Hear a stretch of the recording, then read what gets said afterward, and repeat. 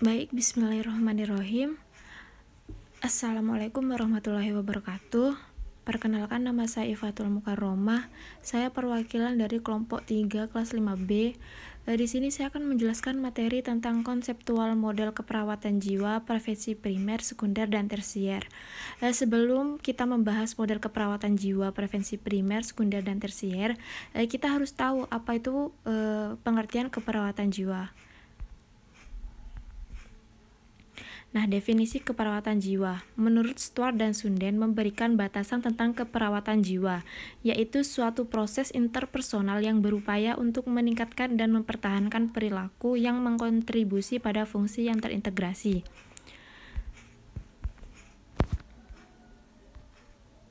Menurut American Nurses Association, itu mendefinisikan keperawatan kesehatan jiwa adalah suatu bidang spesialisasi praktik keperawatan yang menerapkan teori perilaku manusia sebagai ilmunya dan penggunaan diri secara terapeutik sebagai kiatnya.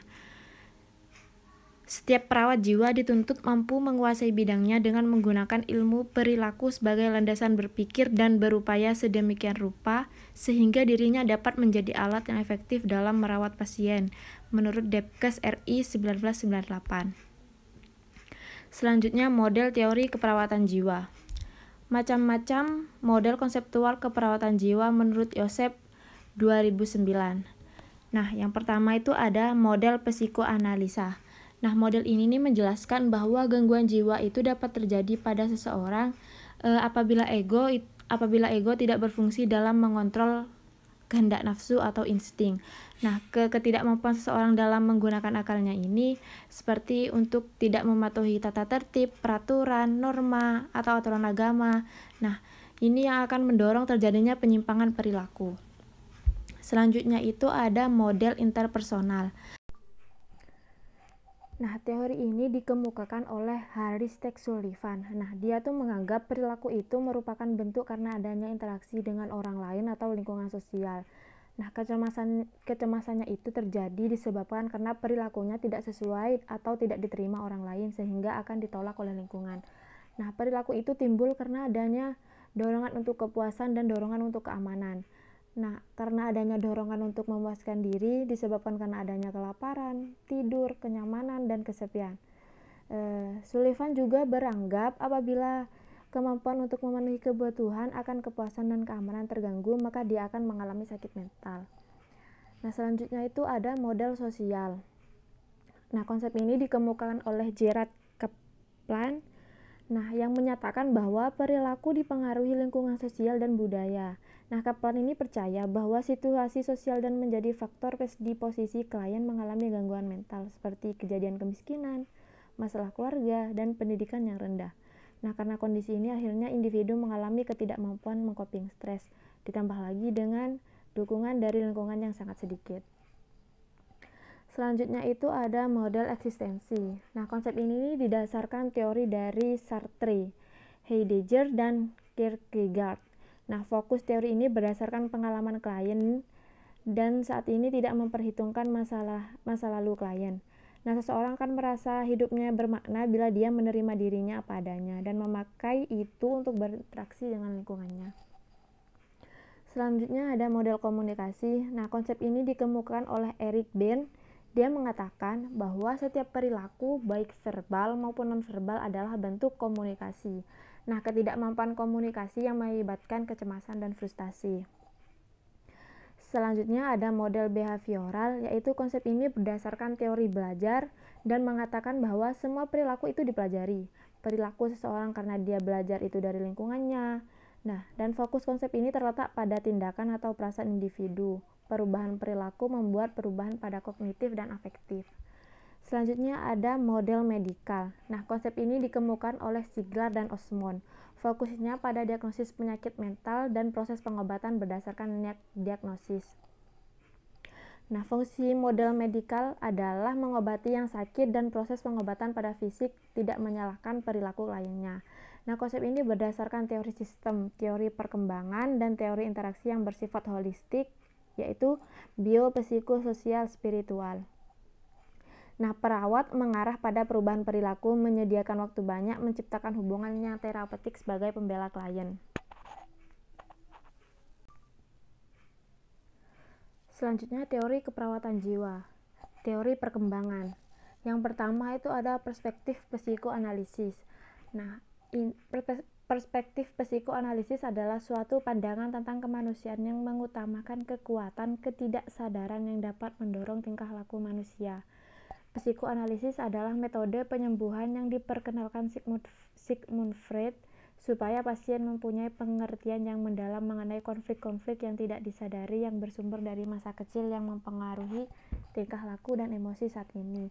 Jadi menurut teori perspektif psikoanalis ini adalah pengertian karena dia tuh bersumber dari masa kecilnya gitu yang mempengaruhi tingkah lakunya hingga saat ini.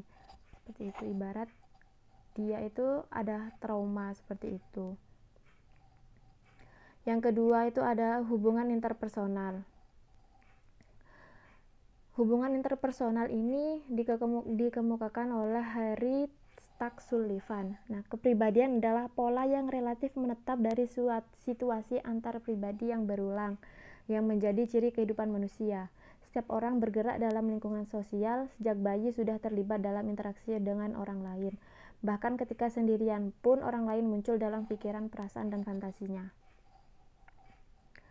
Selanjutnya itu ada perspektif psikososial.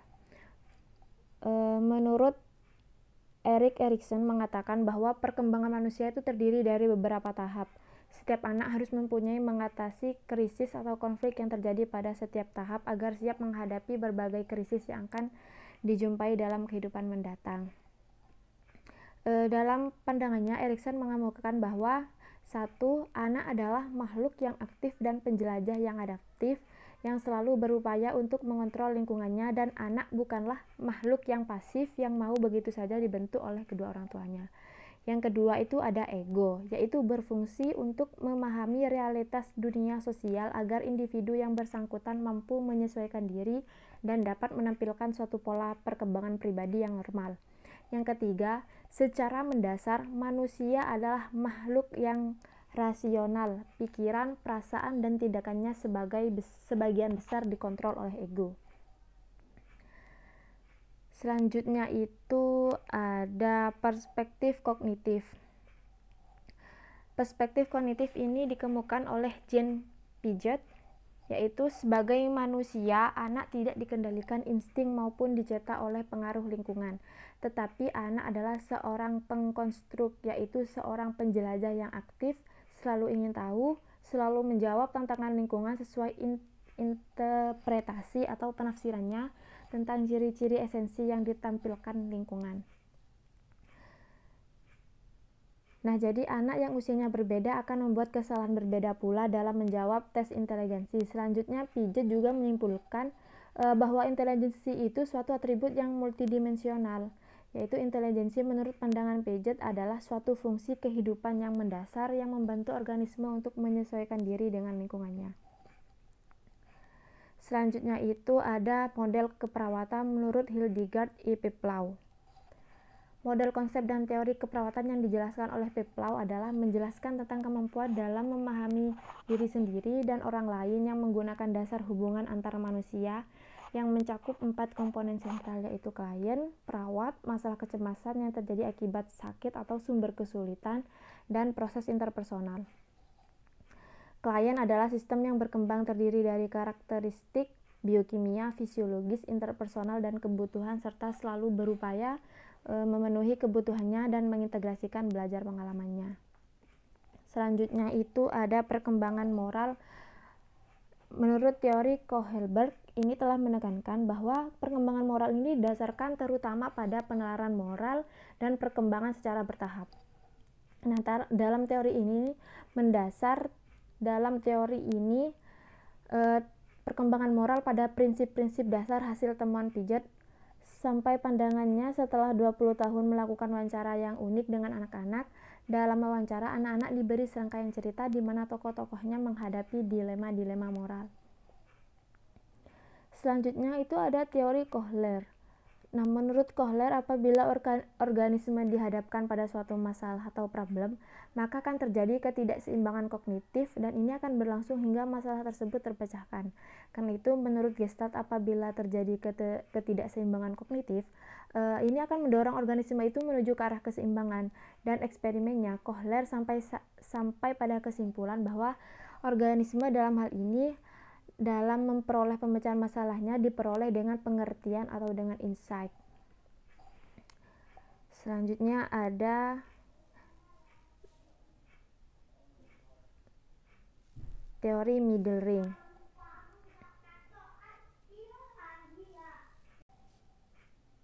Selanjutnya teori middle ring. Yang pertama itu ada teori keraguan terhadap penyakit. Nah, teori ini menjelaskan bahwa keraguan dapat mempengaruhi kemampuan pasien untuk beradaptasi pada suatu penyakit. Nah, keraguan ini berhubungan dengan penyesuaian yang buruk dan sering perlu dinilai sebagai ancaman yang memiliki efek merusak. Selanjutnya itu ada Tidal Model of Mental Health Recovery. Ini menurut Phil Barker. Nilai Tidal model itu dapat diringkas menjadi 10 komitmen yang perlu diperhatikan. Itu yang pertama ada value the voice atau menghargai suara, yaitu mendengar cerita seseorang adalah hal yang terpenting. Yang kedua itu hormati bahasa, yaitu memungkinkan orang untuk mengekspresikan, menggambarkan, dan mendeskripsikan pengalaman hidup mereka menggunakan cara dan bahasa mereka sendiri. Yang ketiga itu ada mengembangkan rasa ingin tahu, yaitu menunjukkan ketertarikan dan rasa ingin tahu tentang cerita orang tersebut. Yang keempat itu ada menjadi apprentice, yaitu menempatkan diri dalam cerita tersebut dan belajar serta mengambil hikmah dari cerita orang yang belum Anda bantu. Yang kelima itu ada mengungkapkan kebijaksanaan. Nah, pada dasarnya setiap orang itu pasti memiliki sikap bijaksana dalam menghadapi setiap pengalaman hidupnya. Nah, tenaga penolong itu mempunyai tugas untuk membantunya mengungkapkan kebijaksanaan tersebut yang akan membantu dalam proses pemulihannya. Yang keenam itu adalah jadilah transparan atau terbuka. Baik klien maupun praktisi atau tenaga penolong harus berada dalam posisi istimewa dan harus menjadi model yang percaya diri dengan cara setiap saat menjadi terbuka dan membantu untuk memastikan klien tersebut memahami apa yang sebenarnya sedang terjadi atau yang sedang dilakukannya. Yang ketujuh itu ada gunakan sumber daya yang ada. Nah, cerita seorang berisi informasi yang berharga untuk mengetahui sumber dayanya mana yang dapat digunakan untuk membantu proses pemulihan dan mana yang tidak dapat digunakan.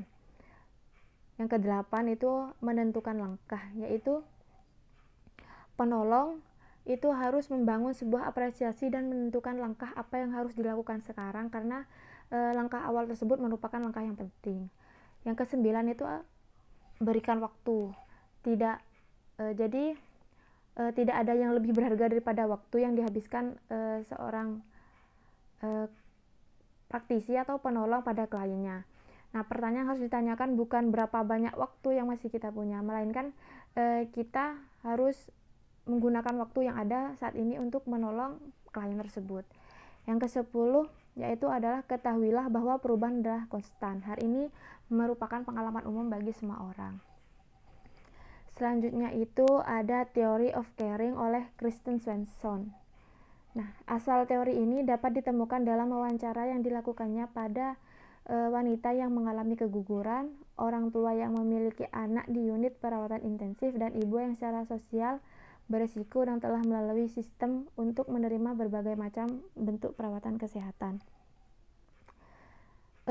Melalui wawancara ini, Swenson itu mampu memahami ruang lingkup caring secara keseluruhan dan pada saat yang sama menguraikan dimensi spesifik dari apa yang diperlukan seseorang untuk merawat pasien.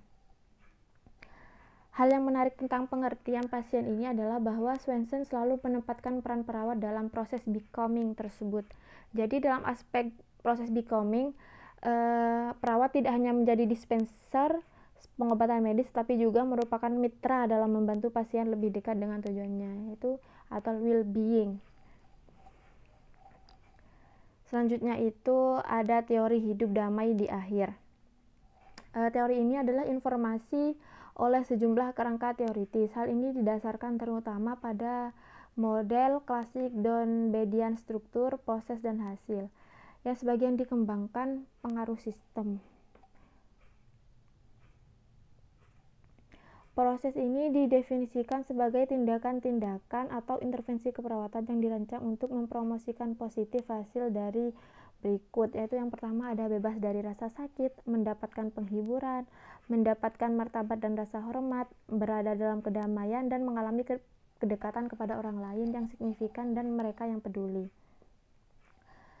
Teori ini didasarkan pada bukti empiris yang berasal dari kedua pengalaman langsung dari perawat ahli dan mengkaji secara menyeluruh literatur menangani beberapa komponen teori.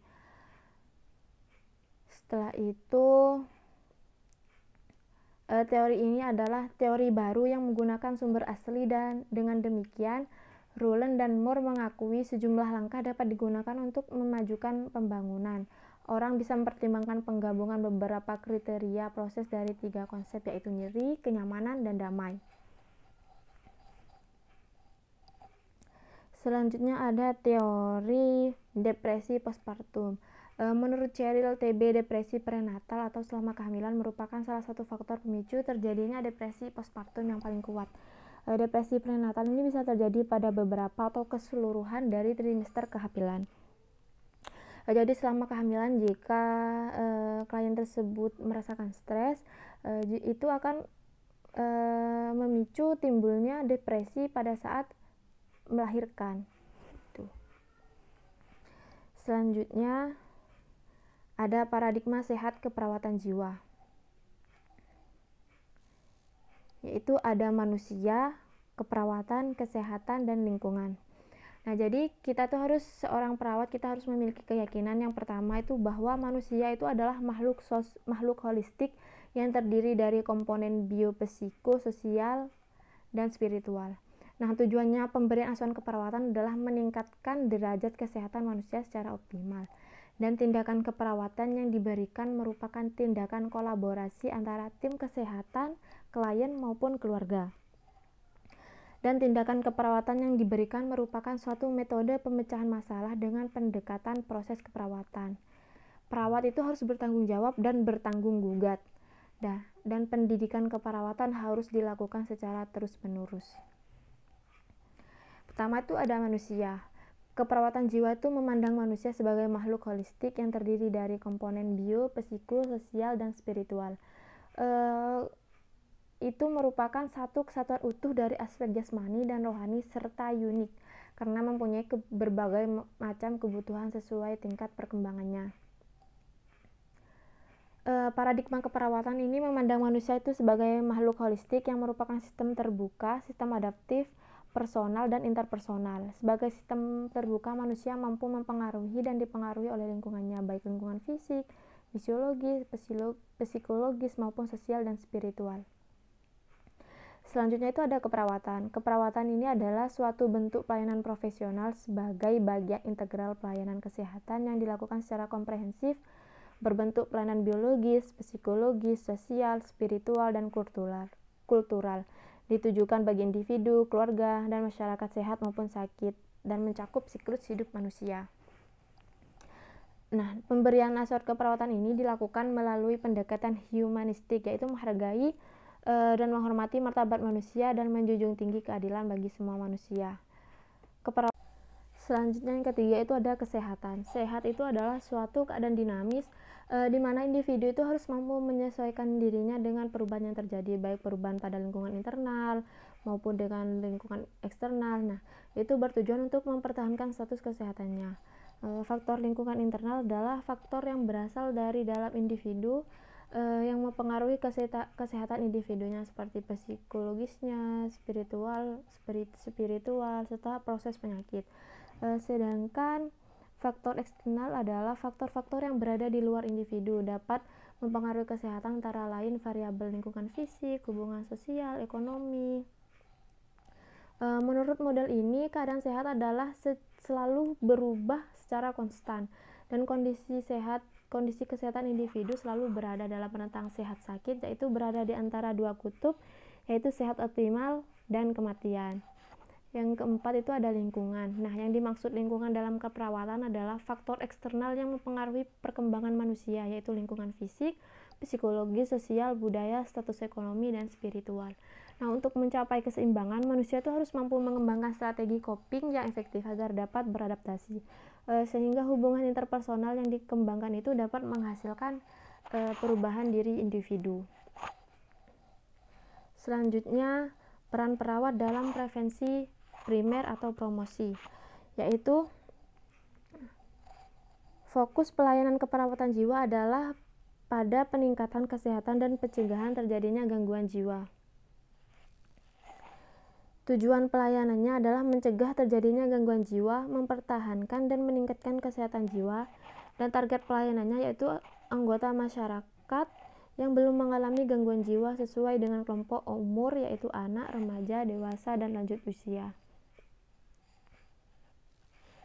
Nah, aktivitas pada pencegahan primer adalah program pendidikan kesehatan, program stimulasi perkembangan, program kesosialisasi kesehatan jiwa, manajemen stres, persiapan menjadi orang tua. Nah, kegiatan yang dilakukan dalam prevensi primer itu ada memberikan penyuluhan tentang prinsip-prinsip sehat jiwa. Yang kedua itu ada kita bisa membantu klien di RSU untuk menghindari masalah psikiatri di masa mendatang.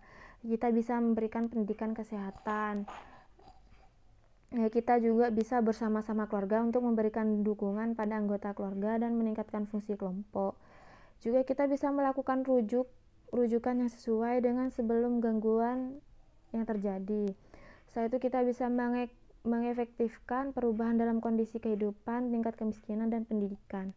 Terakhir, kita bisa aktif dalam kegiatan masyarakat dan politik yang berkaitan dengan kesehatan jiwa. Selanjutnya, Badan Pelaksana Prevensi Primer atau CMHN atau Community Mental Health Nursing.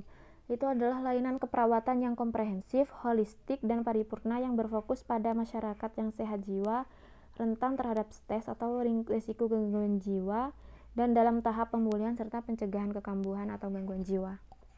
Nah, tujuannya ini adalah memberikan pelayanan, konsultasi, dan edukasi atau memberikan informasi mengenai prinsip-prinsip kesehatan jiwa kepada para agen komunitas lainnya. Menurut Martoenis 2016, CMHN itu diterapkan di Aceh adalah Desa Siaga Sehat Jiwa. Kegiatan yang dilakukan antara lain mendeteksi kasus penggangguan mental di lingkungan mereka, mengunjungi rumah pasien, dan memastikan bahwa pasien minum obat. Nah, Desa Siaga Sehat ini merupakan bentuk pelayanan keperawatan kesehatan jiwa komunitas yang punya visi meningkatkan kesehatan jiwa masyarakat, mencegah masalah kesehatan jiwa masyarakat, dan mengoptimalkan kemampuan hidup pasien gangguan jiwa yang ada di masyarakat sesuai dengan kemampuannya dengan memperdayakan keluarga dan masyarakat. Selanjutnya itu ada pendidikan kesehatan.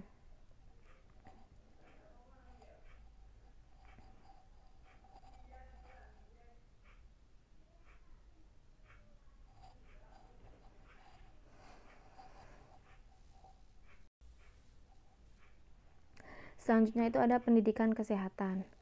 Pendidikan kesehatan itu merupakan suatu proses perubahan perilaku yang dinamis dengan tujuan mengubah atau mempengaruhi perilaku manusia yang meliputi komponen pengetahuan, sikap, ataupun praktik yang berhubungan dengan tujuan hidup sehat baik secara individu, kelompok, ataupun masyarakat, serta merupakan komponen dari program kesehatan menurut Nutuatmojo 2007. Jadi pendidikan kesehatan ini merupakan tujuannya itu untuk mempengaruhi, bukan hanya sekedar memberikan materi. Menurut Komite Presiden on Health Education itu dikutip, pendidikan kesehatan adalah proses yang menjembatani kesenjangan antara informasi kesehatan dan berbuat sesuatu sehingga dapat menjaga dirinya menjadi lebih sehat dengan menghindari kebiasaan yang buruk dan membentuk kebiasaan yang menguntungkan kesehatan. Menurut Niswandar 1947 yang dikutip dalam Nutuatmojo itu menyatakan bahwa pendidikan kesehatan adalah proses perubahan perilaku yang dinamis, bukan proses pemindahan materi dari seseorang ke orang lain, bukan pula berangkat prosedur.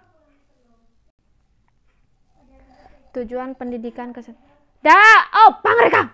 Tujuan pendidikan kesehatan itu yang pertama menjadikan kesehatan sebagai sesuatu yang bernilai di masyarakat, menolong individu dan keluarga agar mampu secara mandiri atau secara berkelompok mengadakan kegiatan untuk mencapai tujuan hidup sehat. Yang ketiga itu mendorong, mengembangkan, dan menggunakan secara tepat sarana pelayanan kesehatan yang ada.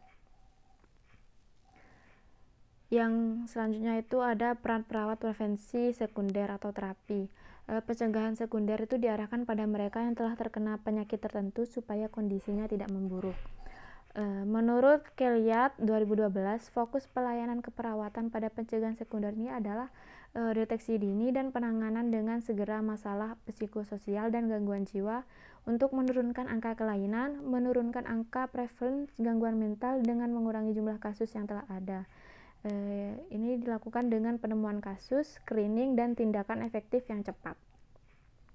Tujuan pelayanan ini adalah menurunkan angka kejadian gangguan jiwa. Selanjutnya itu aktivitas pencegahan sekunder. Yang pertama itu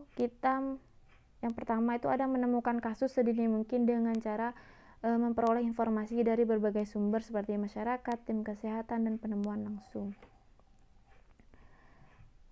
Setelah itu, yang kedua melakukan penjaringan kasus dengan melakukan langkah-langkah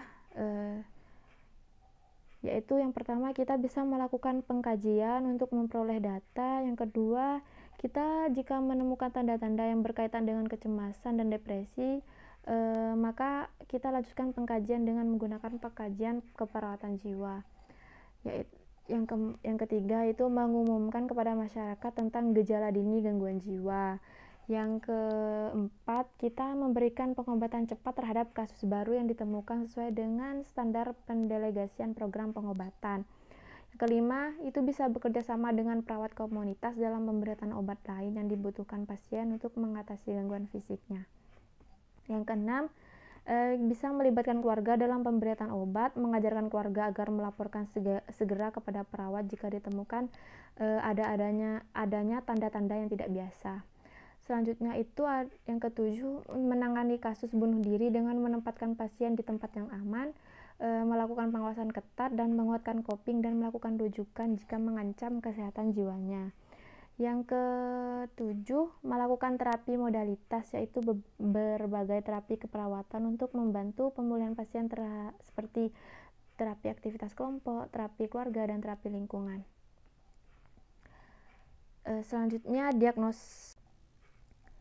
Selanjutnya terapi keperawatan jiwa, yaitu ada terapi modalitas. Nah, ada beberapa jenis terapi modalitas. Yang pertama itu ada terapi individu.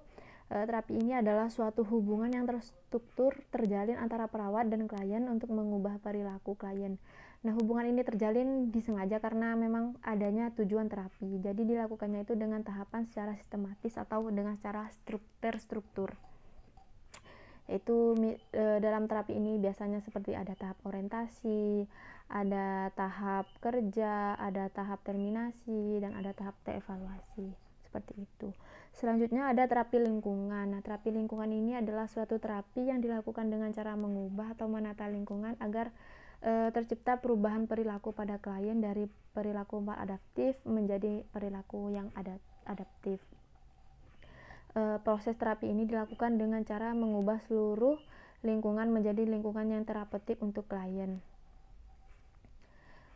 Tujuan akhir dari terapi lingkungan ini adalah meningkatnya kemampuan klien itu dalam berkomunikasi dan mengambil keputusan yang ada. Pada akhirnya harga diri klien itu meningkat. Selain itu, terapi lingkungan juga diajarkan cara beradaptasi dengan lingkungan baru di luar rumah sakit seperti lingkungan rumah, tempat kerja, dan masyarakat. Selanjutnya itu ada terapi biologis. Terapi ini memandang bahwa gangguan jiwa itu murni disebabkan karena adanya gangguan pada jiwa semata tanpa mempertimbangkan adanya kelainan patofisiologis. Proses terapi ini dilakukan dengan melakukan pengkajian spesifik dan pengelompokan gejala dalam sindroma spesifik. Selanjutnya itu ada terapi kognitif. Terapi ini adalah memodifikasi keyakinan dan sikap yang mempengaruhi perasaan dan perilaku klien. Proses terapi ini dilakukan dengan membantu menemukan stresor yang menjadi penyebab gangguan jiwa. Selanjutnya mengidentifikasi dan mengubah pola pikir dan keyakinan yang tidak akurat menjadi akurat. Terapi kognitif ini berkeyakinan bahwa gangguan perilaku itu terjadi akibat pola keyakinan dan berpikir klien yang tidak akurat. Untuk itu, salah satu prinsip terapi ini adalah memodifikasi perilaku dengan mengubah pola berpikir dan keyakinannya. Selanjutnya itu ada terapi keluarga. Nah, terapi ini adalah terapi yang diberikan kepada seluruh anggota keluarga, di mana setiap anggota keluarganya itu memiliki peran dan fungsinya sebagai terapis. Nah, terapi ini bertujuan agar keluarganya itu mampu melaksanakan fungsinya dalam merawat klien dengan gangguan jiwa.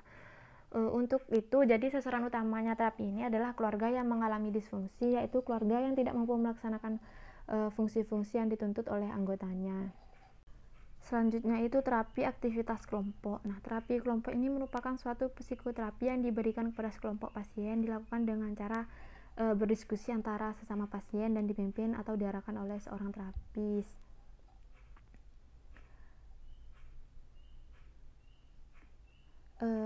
Definisi terapi aktivitas kelompok ini adalah terapi yang menggunakan aktivitas sebagai stimulus yang terkait dengan pengalaman atau kehidupan untuk didiskusikan dalam kelompok. Nah, hasil diskusi dalam kelompok itu bisa berupa kesepakatan persepsi atau alternatif penyelesaian masalah.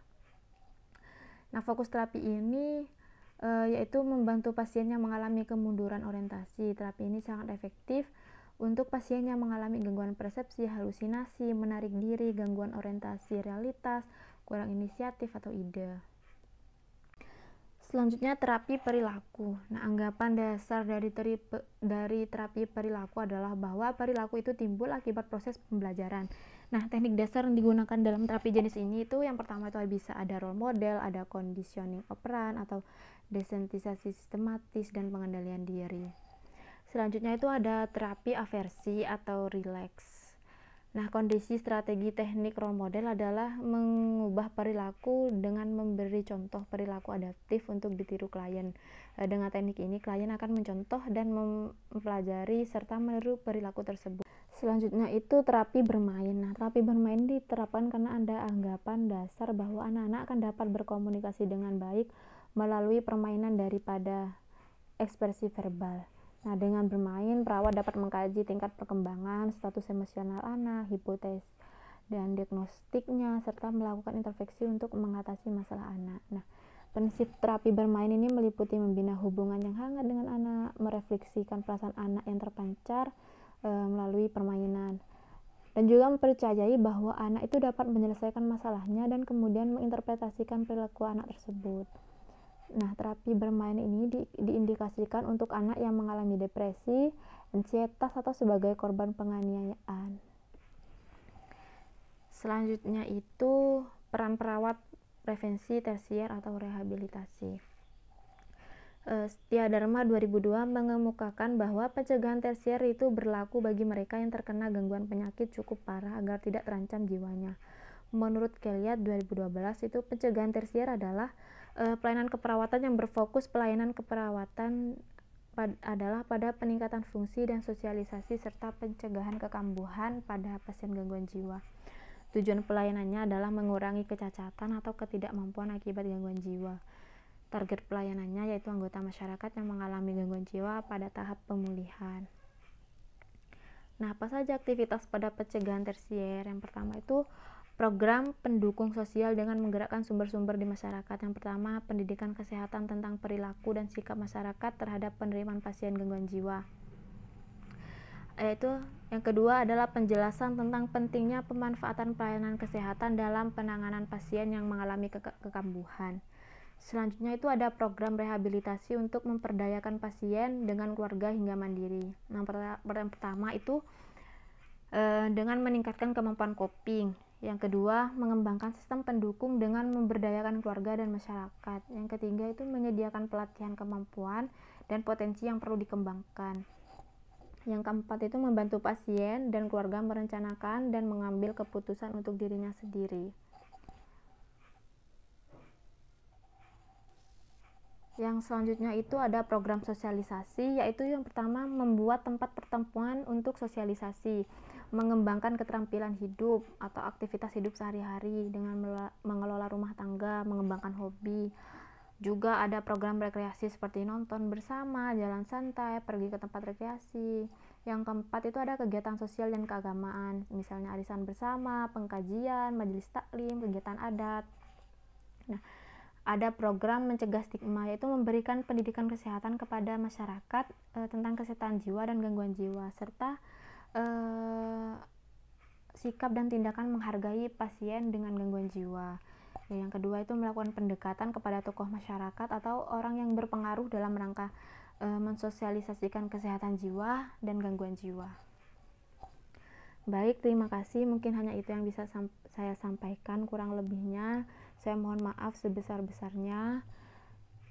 Terima kasih. Wassalamualaikum warahmatullahi wabarakatuh.